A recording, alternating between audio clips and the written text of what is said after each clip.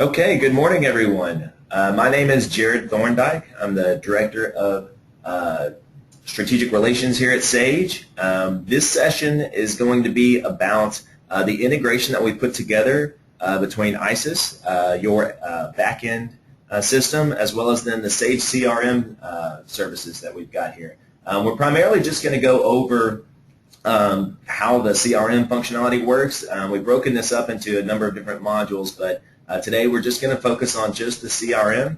But what I wanted to do before we get started is go through some kind of like housekeeping sort of things beforehand, as I know that that's going to be your initial questions are going to be mainly regarding that. So what we put together, and this is going to be available on the AIA Connect intranet that you guys have, is a document that's going to outline a little bit of what you can expect to happen whenever the integration actually happens between all of your contacts within ISIS as well as then SAGE CRM. So we have it available here at SAGE, so if for some reason you can't look at that, we can send this to you as well. The one thing that I really did want to stress, at least right off the bat, is this area that's in blue right here. This is just a PDF, so we haven't even gotten to Sage Online yet. But basically what this does is give you an overview, but it's the preparation ahead of time. If you prepare accordingly ahead of time, it'll save you some significant headaches in case there are any issues within the first sync that happens between both systems. So again, just make sure that you read this in preparation area where it says, you know, especially change the status of any customer/prospect record to inactive if you do not want them to sync to the CRM. That way they won't funnel in over there. So the purpose of this, again, is whatever you have within the Sage Online system that's already there in the Sage CRM is going to be now available and viewed in ISIS, as well as vice versa. If it's in ISIS, it's going to be available in Sage Online. So I'm not going to go through all the scenarios as to what happens. Just due to the fact is as you scroll down this document, it really does outline exactly what happens whenever you integrate after the initial sync. It'll synchronize as follows. From Sage to ISIS, you've got all these operations here, and then from ISIS to Sage, this will outline all that as well. So again, we're not going to go through all of those. This document will actually outline exactly what it looks like in both sides of the fence from the Sage Online scenario as well as then from the ISIS scenario. So you can get a pretty good idea of what you're looking for as you do these initial first uploads or this first initial sync. Okay. Now that that's done, what I want to also start off with before we get into the CRM as well, I'm going to click over here at the very top, and what we're going to talk about is the import feature. And so where it says Sage Online at the very top says Tools, Import Clients, and then it's going to give you instructions on how to import. Now, a lot of you might just have your contacts here in Outlook. So if it's in Outlook, you can just choose this radio button right here and click Open. It'll bring up a security message about Outlook, and then you can choose all the contacts that you want to import and then just hit Start. Now, what can happen a lot of times is you might just have your prospects in, say, a spreadsheet or you know, a CSV file or something along those lines. So in that case, what you would do is you would choose the Excel CSV file option. Now, what you're really going to want to do is click on this Instructions for Importing from an Excel or CSV. So when you do that, it's going to bring you to what we call our knowledge base article right here. Now, what this does is allow you to choose how or what information that you need uploaded. So you can see right here where it says create the file with the following fields, and then you've got all these options that are available. Again, I cannot stress enough to make sure that you come through here and read this ahead of time because it'll save you quite a bit of headache. And what I mean by this is say that you have your groups, or say you have clients that are set up as prospects right off the bat. Well, for this client status, when you get to the spreadsheet, you're going to want to make sure that you put a 1 in for all of those prospects ahead of time, so that way when you do that initial upload, it'll automatically tag them as being prospects, right? Same thing for down here with set groups. If you group certain customers into particular areas, you're going to want to make sure that you have those groups already put into the spreadsheet before you upload it. Otherwise, you're going to have to go through one by one and add those particular groups. So again, it's nothing too crazy, but again, you're just going to want to pay attention to all this ahead of time before you do the upload. So once you take a look at this, you can scroll down a little bit more, and then it'll say download the version of the template. So when you do that, it's going to actually just give you a spreadsheet. And from here, this is where you can actually manage and manipulate your current spreadsheet to match this. It needs to match this, so whatever you're starting with, it needs to end up looking like this, where you have your main email, your website, your company name, all the stuff that comes across. And then like I was referring to before, when you talk about the groups right here, where you can put a custom group in play. So things like that might be associated with that, or like say if you have automotive clients or school districts or nonprofits or something along those lines. That way you can kind of segment those out ahead of time. As well as in the contacts that go again, the contact, first name, last name, all that good stuff. So again, just wanted to give you guys a little bit of housekeeping ahead of time on how to get this thing uploaded before we actually get into the functionality of the CRM. Now for me, I've already got some already preloaded in here. Now if you don't want to do this and you don't have any prospects ahead of time that you have either located somewhere else or tagged somewhere else, or even if you have never done anything within Sage Online, Sage CRM, don't worry about it, because all of your contacts, whenever we do that initial sync, all of your contacts that are in ISIS are now just going to immediately show up within Sage Online. So don't feel like you've got to recreate this to get started if you're just dealing with those contacts.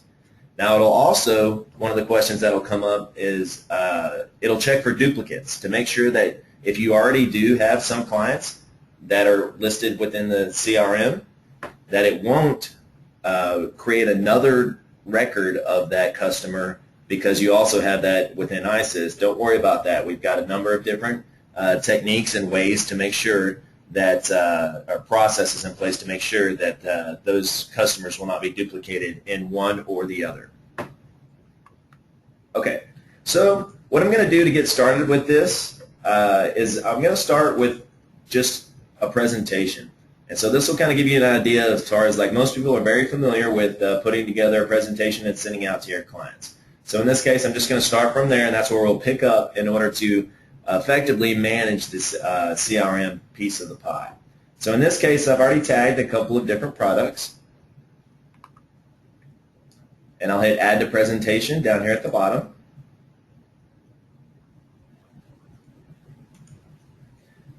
And this is just going to open up the presentation publisher. Most of you are fairly familiar with this. And so what you'll do is you'll start at the top and kind of work your way down with the introduction. And then it'll give you the option to select a client. Now because I've already imported all of my clients ahead of time, I don't have to hit the New button and fill out any information. I can actually just choose the drop-down menu of whoever I want to this presentation to go to. So in this case, I wanted to go to my customer, John Smith, over at Frito-Lay, or I'm sorry, at Chevrolet. So when I choose that, it's going to choose John Smith, all the address and all that information is going to funnel over. And then I can go through each product as I normally would. So in this case, I'm not going to go through each, the options associated, but what I am going to do is go down to the bottom where it says Publish. Now the reason why I'm doing that is because I'll hit Email as an attachment. It'll go through my spell check. Now I'm just going to cancel out of this, even though it's already ready to go to send to John. And then I'm also going to choose the Post to Website option. What this does is create a link that my customer can click on instead of an actual attachment. So at this point in time, if I wanted to send my customer the link to this, I could just hit Email, and it would email that link as well. Now the reason why I'm doing this is so I can show you whenever we get to my customer John at Chevrolet, it'll automatically have a record of me putting this together for my customer. So the benefit of utilizing the Sage CRM is because it doesn't require any additional work for you to document any activity that you have with your customers. And that's a huge, massive benefit. And I'll show you some other areas where this will come into play as well. So right now what I'm going to do is, for instance, if I was done with this, I sent it to my customer, I'm going to want to save it. So when I hit Save, I'm going to go to my Chevy folder here. wherever I've got that saved. And say it was mugs, that's what I chose before, so I can put that in that mugs. I can also create a new folder, so if this is a new customer or a new project, I can create a new folder under any of these. And again, this is our project center, that's the foldering system that you've got available. And then I can name it whatever I want. It'll default to my customer and then a particular, the date associated. But you can change that to whatever you want. And I'll just hit save. Now we've already got this ready, set to go, but I want to follow up with my daily tasks now that I've already started my day with sending out this presentation. So in this case, there's a number of ways to get to the clients area or the SAGE CRM area. So I can either go back to the home screen and choose on clients/CRM, or I can also come up to the top here and choose the icon that says clients. So when I click that, that's just going to open up a new tab for me. Now, while I'm waiting for that to load in, there was a couple of questions that came through. One of the questions was, can you import ACT contact database? So ACT is another CRM that's out there available. And basically the answer is always going to be yes if you can export into a spreadsheet file, meaning like an Excel spreadsheet or a CSV spreadsheet. So ACT, I'm fairly certain, can actually do an export of your contacts out of that, but it doesn't really matter as far as what the program was or before, as long as you can do the import or the export out of that into one of those formats, either CSV or an Excel spreadsheet. Okay, so now that this is loaded in, these are all of my contacts that I've got for my customer list. Now, what I've also done is you can see that there's a whole bunch. Now, this is a demo account that we've got available, and so we've done already an import from the demo account at AIA. So all these other accounts that have just the building in here, those are actually from AIA that came over due to the sync. And then you've got these other ones that are here that I just kind of created, and I put some logos in here. But that way I can start to manipulate and put some tasks together for me to follow up with my customers. Now what I wanted to do ahead of time is show you guys how to set this up so as you start importing your clients, you can already have the things associated with the drop-down menus as you update those accounts. So in this case, what I'm going to do is, again, we're on the snapshot of the day. So this tells me exactly what I'm trying to do. All of my tasks are right here available, so as I can look at these, it'll go through. And again, I'm going to do this in just a second, but I just wanted to get your eyes visually accustomed to this screen, your snapshot of the day. So if you come down here to the bottom, you can see the calendar, and so it'll tell me how many things I've got set for today, how many I had yesterday to do, or last week to do, and then I've got some additional ones down here that are coming up to the week. So this is how you can keep track of knowing what you have available. Over here to the quick stats area, it gives you just that. You can see how many presentations I've sent today and then month to date, all that good stuff. Now, going back to what I was originally going to do, is going to be the setup area. So up at the very top, I'll click on setup, and this allows me to set up my CRM the way that I run my business, right? So up at the top, you'll see where it says client groups. So in this case, the ones that are grayed out are ones that are there by default, meaning you can't edit those or change those. But the ones that are in dark, right there, I've actually added those in because those are particular client segments that I go after or that I have in my customer base. So you can see where I've got automotive, churches, large account, manufacturing, nonprofits. So just so you can see how to do that, again, you go up to the setup area and you set up those client groups. You just hit new and you just name whatever kind of group name that you would like. Same thing for client sources, meaning cold call, flyers, it was a friend, as far as like how did you actually get this particular customer. And then history, subject categories, so you can kind of see how this is going to end up going. The result categories, tax tables, and then you have your options down here at the bottom. So where it says automatically add emails sent from the CRM to the client order history. You're going to want to do this. And I'll explain in just a little bit as far as what that means, but basically if you put the add history at sageonlinecrm.com in your BCC field of your emails, and you can do that within your Outlook or whatever, and just make that your default, any emails that you send to your clients will automatically be copied and pasted here within their history here. Now what's really nice about that is whenever you're on the road and then your Sage Mobile or your Sage Web is available, you can always access all that information because everything that you see here is going to be available in any of those other methods as well. So it's really, really nice to have that cloud-based feel, as well as then automatically have your emails segmented out to your particular customer just by the nature of putting in that address right there that says add history at sageonlinecrm.com. Okay, you can see some of these other options here to set your clients to inactive after a certain amount of time. You can set them to set clients to active when they place an order. All that good stuff is available. Okay, so let me cancel out of that. Now what I want to show you now is a particular client. So if I come over here to say AAA Chevrolet, this is a client that I've actually already loaded into the system. If I hit edit down here in the bottom, I can update this as needed. So if I wanted to update this logo, I could do that, company name. You know, as you go through, it's the typical things that you would expect until you get down here to the account information. So as you go through here, this allows you to kind of manipulate it a little bit more detail. So the status allows you to choose if they're an active customer, a prospect, or inactive. And your account number, and then who the account owner is. So I'm logged in as what we call the test user, but say I had a customer service rep or you had, for some reason, a couple of additional salespeople there at the office, they're all going to be listed here as well.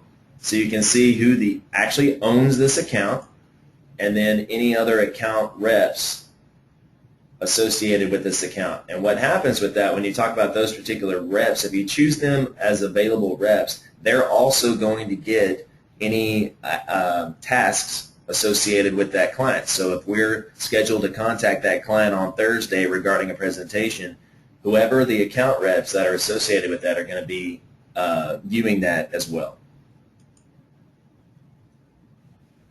Okay, so down here you can choose the industry that they're involved with. And then here's that groups area.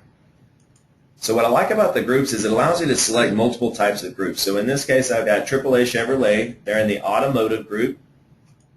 And then say for some instance, I know that they are a large account possibility. So I'm going to choose that as well. Now where this comes into play is whenever we set up overall group tasks. So I can say I want to call on all my large account groups, you know, once a quarter. And so that way they'll just show up for me to contact because I also have that attributed to their account, as well as then the fact that they're in the automotive group as well. Okay, down below that you can actually set up specific pricing for a customer. So if I hit edit right there, and I know that I always give my customer, with them we have a negotiated situation where they always get 10% off, I can hit apply. Now anytime I put together a presentation with this customer, it's automatically going to take 10% off all of the products that I bring into that presentation because that's my relationship that I've got. So it's pretty neat to not have to remember that. It just automatically does that for you.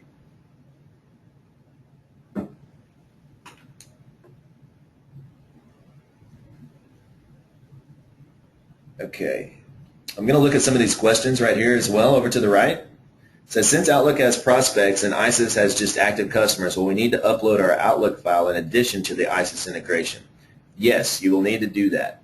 So if whatever you don't have in one, you'll need to put, so for instance, if you just have your current customers in ISIS, those will be preloaded, you know, whenever we do the sync into the Sage CRM.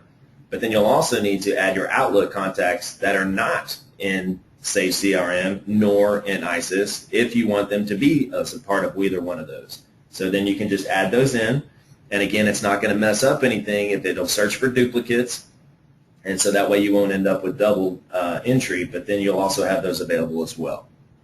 It's a good question. Okay, so as we go through, you can see shipping carriers, the source. Remember that was one of those drop-down menus that we had available, so I can add whatever I want for that. And then the source detail for this was, spoke with John, their used car sales manager, you know, just if you want to have that information. Then down here at the bottom, you've got some options. If you want access to be assigned to account reps only, or if you want everyone in your company to be able to see this person. And then if you want them to be included in marketing. Okay, so in this case, I'm just going to hit cancel. Now up at the top, one thing I wanted to point out is the ratings in the potential area. So I really like this because it does break out customers into two separate kind of distinctions. So what I mean by this is you might have a customer that is, again, a large customer, so the potential is very high, but they're really difficult to deal with, so the rating is going to be low. Now, of course, we all want this to happen right here where we have easy customers, high potential, but we know that that's not always the way it ends up. So you can see how you've got kind of the middle of the road is going to be right here, but that's a great little way, and you can do a lot of the different filtering options upon that as well. So I'll show you that in here in just a little bit. Now this is just the general office for AAA Chevrolet.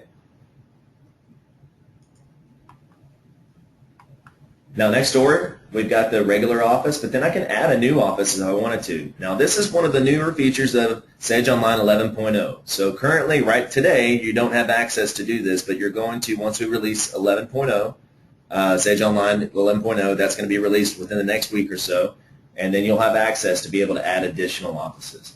So you've got your Addison office and the Dallas office. If I wanted to add a new office, I could just choose that and then name it, and then we're good to go. Now next door to that is going to be all of your contacts. And so then whenever you add your contacts, if I hit edit John Smith, he's the owner, what office is he located? That's why you need to populate your offices first, so that way you can choose what office they're located in. And then you can fill out all this accordingly.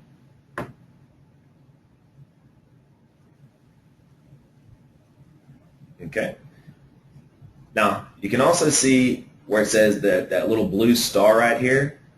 That allows you to determine who's the actual main contact on the account. So you can see right here where it says main contact, it's got him checked. Now, if I were to go to Bob Jones and hit edit, you can see that he's not the main contact. So again, you can determine those.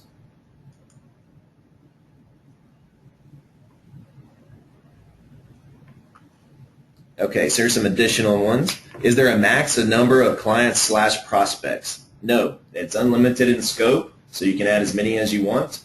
And then if you add a new office in Sage, will it cause to add a new customer in ISIS?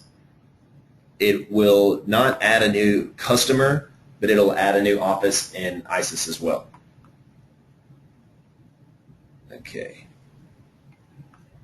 Yeah, throughout this, I'm going to try and look over and answer any questions as we can go through. Okay, so next door to the contacts is going to be the tasks area. So the whole point of this is being able to follow up with your customers, as you go about your daily routine. So if I know that I just sent this customer a presentation, right, I can set up a new task to the far right-hand corner where it says new task, and then I can choose my due date. So due date is 4/21, or I can choose a week out or a month out or however I want to do it, and I can choose a specific time even, and then who owns this particular task. It's going to be me, and then the subject is follow-up. So I can say follow up on Mug's presentation, and then just hit add and say I want that to happen on the 29th. And so then you can see just added that in there for the April 29th. Now, I'm going to skip over the orders area because that has to do with our specific order management, but since you obviously are doing this through ISIS, then that's null and void. But the history area is really, really important. And what I like about this is you can see the author, and it tells you every bit of activity that you've done with this particular customer. So if I scroll up a little bit, you can see when I created it was yesterday, and then this right here is really important. So you can see the author, it says AIA sync. So I can see at 4/25 that it actually synced up with the AIA corporate, ISIS, and so this client information made it over. So it's going to do that pretty much just, it's not instantaneous, but it's fairly quick. So as you go through, again, I've done some more updating to this, and then again it synced again. Did more updating and it synced again. Now I can see what scheduled tasks I've done in the past, as well as then let's skip down to what I've done so far just even today. So as updated client information, I created a presentation, and I can put any kind of notes associated with this as I double click on it. And I can see the same thing in regards to the web link. And then even right here, if I wanted to open up this presentation, I could just click right there, and it's going to go ahead and open up the presentation in another tab across here at the screen right now. So I can always go back and view exactly what I've done with my customers. Let me go back here.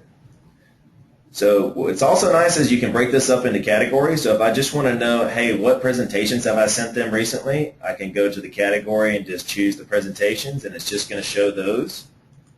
Or just tasks. What tasks do I have set up for these guys? I can see what tasks are associated, or even do a search for specific words.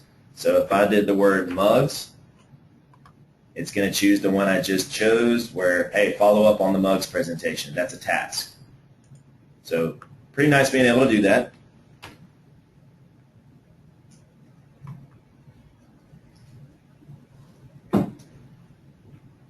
Then lastly, I've got any kind of stats related to this customer. So I can see when it was created, the source, and then any time, the last time I sent them a quote or a presentation or any of that stuff. And you can see these little charts. This is a brand new customer, so there's not a lot of activity here. But it'll give you kind of an update so you can see presentation, contacts, quotes, all that good stuff. So it's fairly simple to be able to do this. Whenever you look over here to the left-hand side, again, it's got all my customers located. Now, actually, let me go back here to the history area. Remember when I was setting up the setup area and I was telling you about the add history at sageonlinecrm.com? This is where your history will show up. So if I've already sent emails to this particular customer, it'll actually list the email right here, so you can always go back and view in the history area of any email that you've sent a customer. Now you can see that down here in the gray text at the bottom where it says you can automatically add your emails. It's that same text that says add history at sageonlinecrm.com and your CC or BCC list of your email. Now if you're doing your emailing from the Sage Online CRM, then you don't have to worry about this. So if right now I wanted to send John Smith an email, I can just click on this email button and it's going to open it up, and then you'll notice right here it's already got that BCC field already preloaded, and it's going to John, so then I can just do whatever I need to do from there, and then it's going to put a copy of that email in my history. So if you're doing your emailing straight from here, don't worry about it. If not, then just go into your Outlook and then add that particular address to your BCC, save that as a template, that way you don't have to keep remembering that, and then it'll make that work for you. Okay, so now over here to the left-hand side, I want to focus a little bit on the filtering mechanisms associated. So you've got your companies, and say, for instance, you can remember somebody's name, but you can't remember what company they're with. You can also just click on the contacts next to it, and it'll just put everybody's name in there, so that way you can do a search for somebody's name, first name, last name. But most people are fairly familiar with just doing it by company. And, of course, you can do a search by that way as well. But it really comes down to the filter that I think is really helpful. So if I click the filter option, it gives me a number of options, right? So my account status, so if I just want to see all of my active customers or all of my prospects, it'll do that. And then I can come down here to say if I'm having a bad month and I just need to get any kind of sales in the door, I might just I only want to view all of my customers with high sales potential, right? So you can move that little slider bar over. Or if you can say, you know what, I've got some great products that just came on special that are related to the automotive field, so I'm just going to choose all of my groups or all of my customers that are in the group automotive. So then right now it's just going to go through AAA, Chevrolet, and Addison Ford. And then I can just check off, oh, I want to make sure I send these guys an email, hit new email.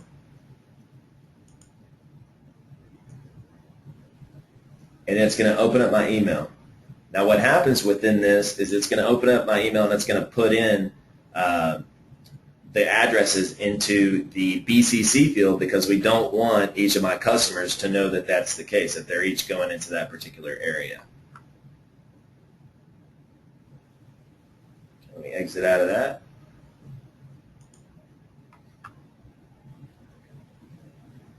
Okay, uncheck those. Now if I just wanted to base it on test user, I could do that. That way it's just my account, so if I was able to view everyone's accounts, this will actually segment out just mine. And then any deleted clients, I can also view those as well. If I wanted to go back through and add somebody back in, I can just choose deleted clients, and it'll do that too. Okay, so now let's go back to the snapshot. So you can see that I've actually got a couple of different things to do, but this could be just client-based. So again, let me go back to the whole point of setting up people into specific groups and why that's so important. So if I go through and I actually do what we call a task scheduler, this actually opens up to making group contacts. And so in this case, if I hit the task scheduler and I come up here and I do new recurring task, what this allows me to do is say I want to do, food and beverage quarterly checkup. And I want this to apply to all of my restaurant customers. And so then I can assign it to the test user or any client's account rep that's associated with that. And then it's just a follow-up. It's like, check up and see if they need to reorder shirts. And then you choose the schedule. So I want it to be active, I want to schedule the tasks now, and I want this to be quarterly, right? Now then I can choose how often a quarter do I want this to happen. Do I want it to run just once a quarter? Do I want it to run twice a quarter? Or even 3 times a quarter? So you choose how you want that to work. In this case, I just want it to run once a quarter, so it's quarterly. And then the start date would be starting today. And then I can even choose the last run date. So if I want to stop this, say, at the end of the year, then I can do that. And then when I hit save, it's going to show up here, food and beverage follow-up. So now whenever I come up to the snapshot, you can see that I've got a whole bunch of additional dots here. So then as I go through, and again, sometimes your data can get really kind of stacked up if you've got a lot of things going on. And then you can hit, okay, well, let's just start at the top. And I click on that. And this is my task to Addison Starbucks. Person's name is Mocha Latte. It's pretty funny. And then you've got your due date and what it is, see if they like the coffee collars we made. And then you have to do something with this, right? So you got to determine whether or not they're interested, they left a message, and again, this drop-down menu, you can choose what you want this to be within the setup area. But in this case, I can say, place an order. So if they place an order, I can put whatever notes, and then it's like, placed, 1,000-piece order. And hit close. Oops. No, completed. And then now it's gone. Now what happens here is if I go into my Addison Starbucks and I go to my history, it's going to show my completed task, and then you can see they placed the order for a 1,000-piece order, and then I can even do my searching for whatever kind of results or whatever kind of tasks associated with this. So it just allows you to keep track. Now let me go back and show you another area that I enjoy out of this is if I click on, say, another one of my tasks for the day, and this is going to John Smith, phone number's right there, check and see if the client needs more car magnets, license plate holders, all that good stuff.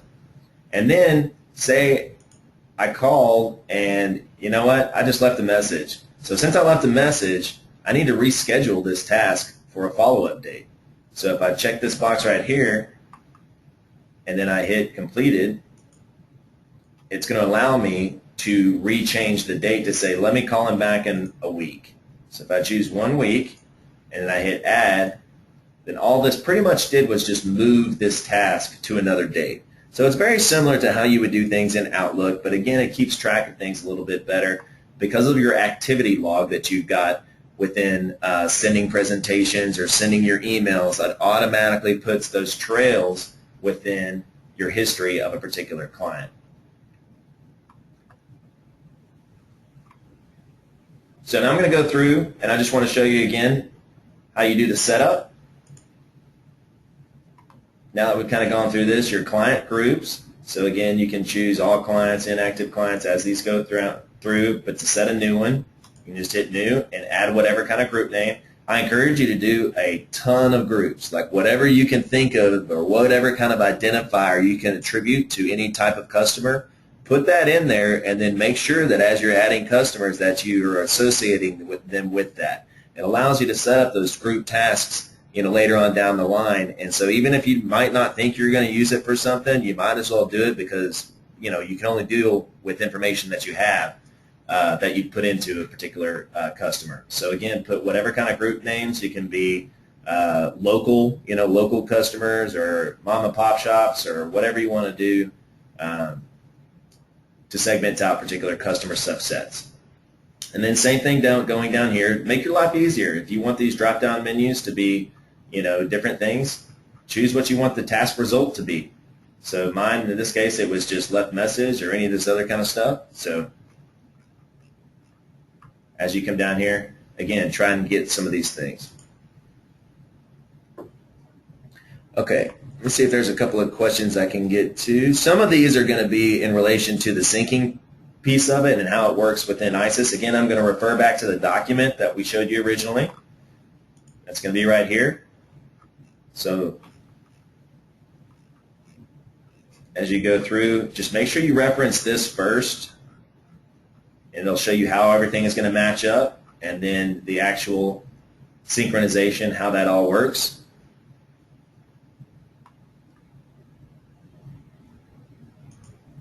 Okay. One question that we did have here says, if we email out of Sage and a customer responds, will that email come to our Outlook account, or do we need to go to the Sage 2 to see those emails?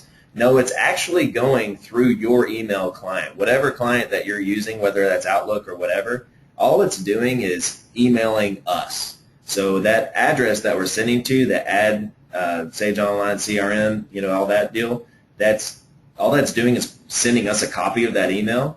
And then we know that it's coming from you, so we know what account to attribute that to. And then we know that you're sending it to your customer, so we know which customer within your account to put that email under.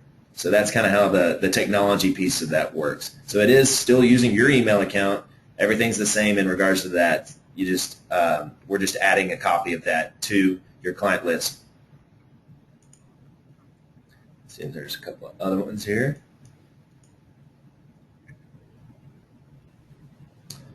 Can you do task triggers? Let's say you put an order in and you want to confirm shipping date and get a tracking number on a certain date, and then you want to confirm delivery.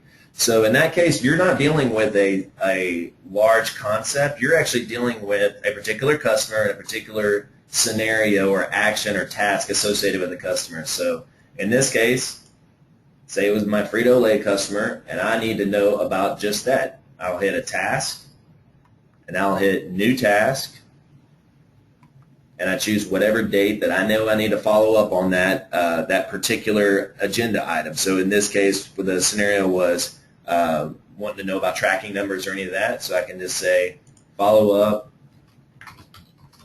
on tracking numbers from order 1, 2, 3, 4, 5, and send to customer with expected delivery date. And I can make that for today, 4/21, just so you guys can see that, and I'll hit add. And then now when I go out to my snapshot of the day, you can see that right here. Follow up on tracking numbers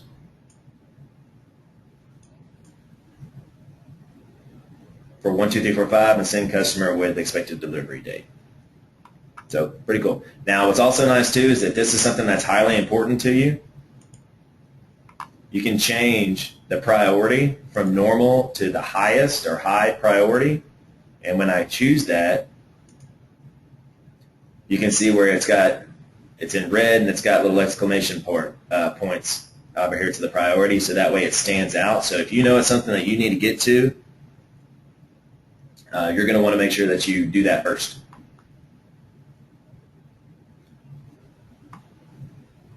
Okay, so that's pretty much what we're going to do for today. I mean, there's going to be a million scenarios, a million questions that you guys are going to have. I highly encourage you to ask AIA Corporate as well as then your SAGE rep as far as like, what's going to happen in your particular situation. Again, I can't stress enough to, if you got an outside contact list that's in an Excel spreadsheet, that you pay attention and you either get somebody to help walk you through this. We'll be more than happy to check your sheet to make sure that it looks good before you load it in. But make sure that it looks like this whenever you're coming through, that you take advantage of this spreadsheet, as well as then you take advantage of putting those groups in ahead of time. So if you come over here to where it says groups, column X, you can put in multiple groups associated, like I said before, like large account, automotive, all that kind of stuff. And then it'll allow you to automatically put those customers into those groups. So if I come back here, again, this is going to be kind of your instructions area. And it says separate multiple ones with semicolons. So again, where you can put, large account, semicolon, automotive, semicolon, whatever you want to do. But that's where you would do that. So again, there's a couple of those options that are related to that. So just pay attention to this as you're doing the upload. And then lastly, if you are ready to pull the trigger on this and you've gone through the motions of that prep work ahead of time with making your customers inactive, like I showed everyone at the very beginning with that PDF, then what you're going to want to do for the time being, you're going to want to contact marketing services at the corporate office, and they can get you set up. They'll let us know. And then the turnaround time from getting your contacts loaded in from ISIS is going to be roughly about 48 hours. So sometimes it could be a little bit sooner, but we're shooting for about a 48-hour shift, and it'll just show up that particular day within your particular SAGE Online, and you should be good to go. So another thing that I was going to show you, last thing before we get out of here, is going to be if you want to go back through here, and if you missed something or you're a little hazy on something that I showed you, where you can log in to view past CRM presentations. Most of you are fairly familiar. You log into sagemember.com with your regular ID and login password. Come up here to the top at support. And then you're going to click how-to videos. And then the very first one says Sage Online CRM. So this will give you a pretty good idea of how to set up those tasks, input those customers, all that good stuff. So again, that's the first one. So again, log into sagemember.com, click on support, and then how-to videos. Okay. All right, I think that's all we're going to do for today. I appreciate everyone's time. Again, my name was Jared Thorndike. If you have any questions, feel free to contact your rep here at SAGE or the corporate office, and we'll answer any questions that you have. All right, thanks a lot.